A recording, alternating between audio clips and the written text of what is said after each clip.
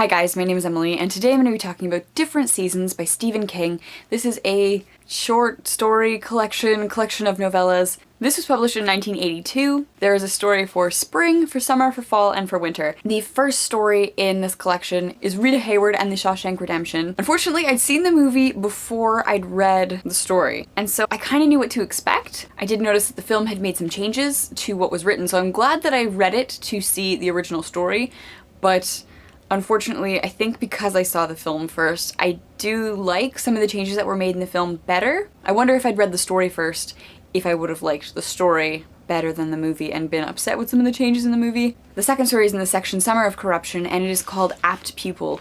It's about a young boy named Todd who discovers that one of the men living in his neighborhood, Mr. Denker, is actually I'm not sure if he's a former Nazi or still a Nazi because he's doing some pretty messed up things. So instead of turning in this criminal, Todd decides to blackmail him into telling him the gooshy stuff from the war and what Mr. Denker did in the concentration camps. They kind of end up in a parasitic relationship, both bringing the other down. It's very dark, and I found it probably the most compelling out of all the stories. I was the most invested in both characters, occasionally finding myself sympathizing with the old man, occasionally finding myself sympathizing with Todd, and then catching myself and having to take a step back and be like, both of these people are not good people. You should not sympathize with either of them.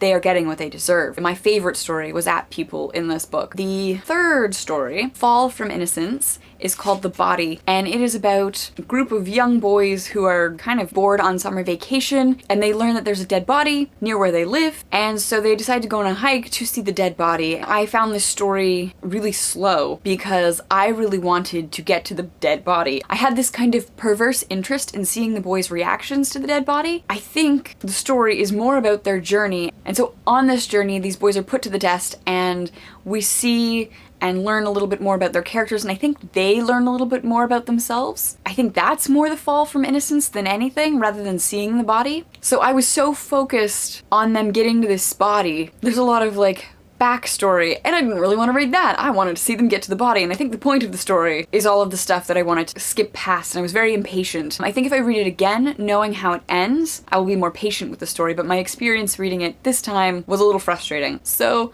I didn't super enjoy The Body. The final story in the section of Winter's Tale is called The Breathing Method. It's a story within a story. So there is a man who gets invited to this club, and in the club they tell stories, and this man steps up and tells a story about this pregnant woman that he encountered when he was a young man, like a young doctor. This story involves a little bit of supernatural stuff. The Breathing Method is probably my second favorite story in this collection for the supernatural elements. I did really enjoy that. I enjoyed the storytelling within the story too. Those are my thoughts on each of the individual stories. I think overall as a collection, I like that the 4 stories were broken up into 4 seasons. I like that they weren't all supernatural. Like, you kind of think of Stephen King as a horror story writer, and these do involve some horror, but it's more human horror. It was also kind of cool how these stories were a little bit interconnected. Andy from the Shawshank Redemption is mentioned in Apt Pupil. He is the banker that sets up Mr. Denker's stocks. It's mentioned that some crazy guy that got out of Shawshank killed somebody in one of the later stories. I'm really glad that I read this. Thank you guys so much for recommending that I pick this up. It's been on my shelf for a reasonably long time, so I'm glad that I did finally pick it up. This is definitely something I would like to read again. I know a lot of the times with short story collections, I read them and they're fine and they don't really have any sort of impact on me, but I actually enjoyed some of these stories and how